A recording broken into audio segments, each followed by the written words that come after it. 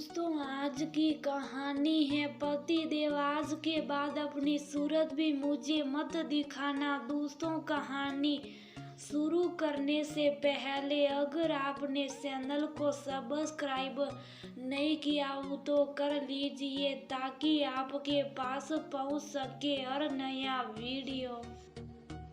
वो बार बार पीछे मुड़कर देख रही थी जैसे कोई उसका पीछा कर रहा हो। कौन हो सकता है? मैं तो यहाँ किसी को जानती भी नहीं।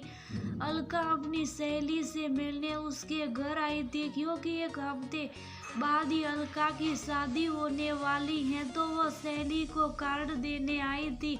जैसे ही वह उसके घर से बाहर निकली तो उसे लगा कोई उसका पीछा कर रहा है।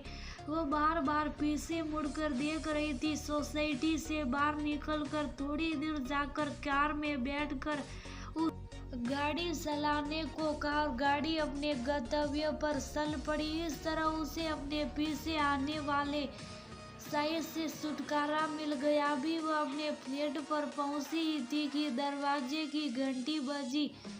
अलका ने दरवाजा खोला। सामने एक अजनबी को खड़ा देख मैं शौक गई। जी आप कौन? आपको तो मैंने अभी रिया की सोसाइटी में देखा था। अच्छा, आप हो? मेरा पीछा कर रहे थे?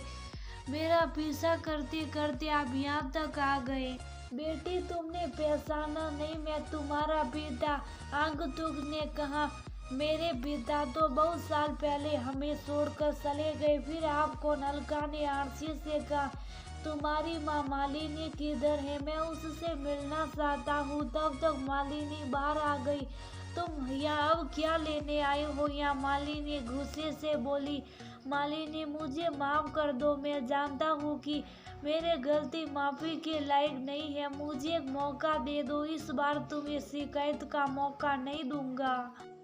नहीं आकाश, तुम चले जाओ यहाँ से। मैं तुम्हें माफ नहीं कर सकती। बेटा तुम हो, समझाओ ना अपनी माँ को। माँ को क्या समझाओ? जब हमें आपकी जरूरत थी तब आप हमें छोड़कर चले गए। आज हमने इस समाज में खुद को जीने लायक बनाए।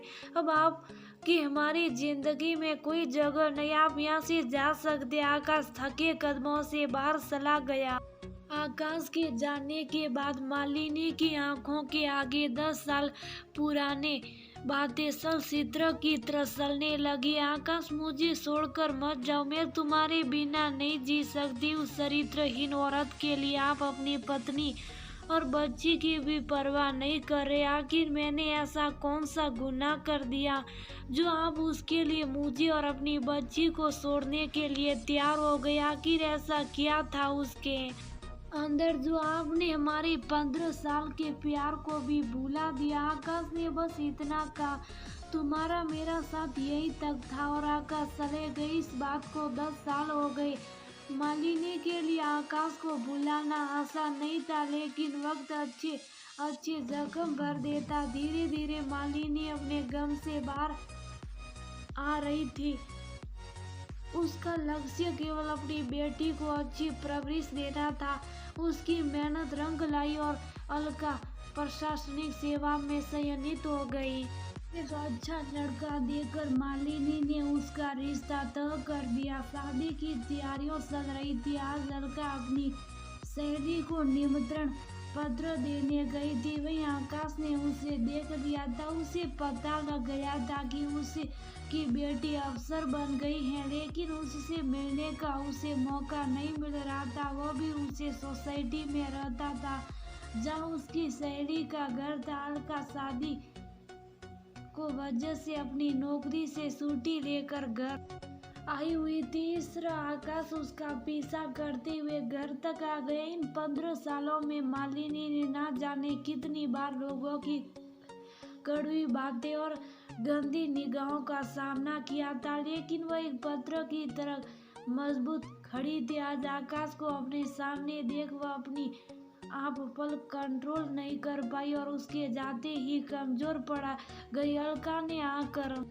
उसके कंधे पर हाथ रखा। नहीं मम्मी, अब आपके कमजोर पड़ने का समय नहीं है। अब समय आ गया हो कि आप उन्हें दिखा दो कि आपको भी उनको जरूरत नहीं। अगले दिन आकाश फिर आया। आज मालिनी लो सत्व की बाती उसके सामने खड़ी थी। मालिनी, मुझे पता है कि मैं मृग तृष्णा के पीछे भाग रहा था, बस मुझे अपनी बेटी के कन्या दान का अधिकार दे दो। मृग तृष्णा के पीछे तो आप अब भी भाग रहे हो आकाश। आज उस चरित्रहीन औरत ने आपको छोड़ कर दिया तो आपको मालिनी याद आ गई, वरना मालिनी का आपके जीवन से अस्तित्व मिट चुका था। आप दौड़ना बंद कीजिए और भगवान में अपना ध्यान लगाइए। बेटी के कन्यादान का हक आप खो चुके हो। आज के बाद अपनी सूरत भी मुझे मत दिखाना, कहकर मालिनी ने घर का दरवाजा बंद कर एक औरत की शक्ल में आकर आकाश ने अपना जीवन और अपना वैवाहिक जीवन मृग तृष्णा की भेंट चढ़ा दिया। जिस समय उसे मालिनी की सबसे ज्यादा जरूरत थी, उसी समय में वह अकेलेपन के दर्द से जूझ रहा था।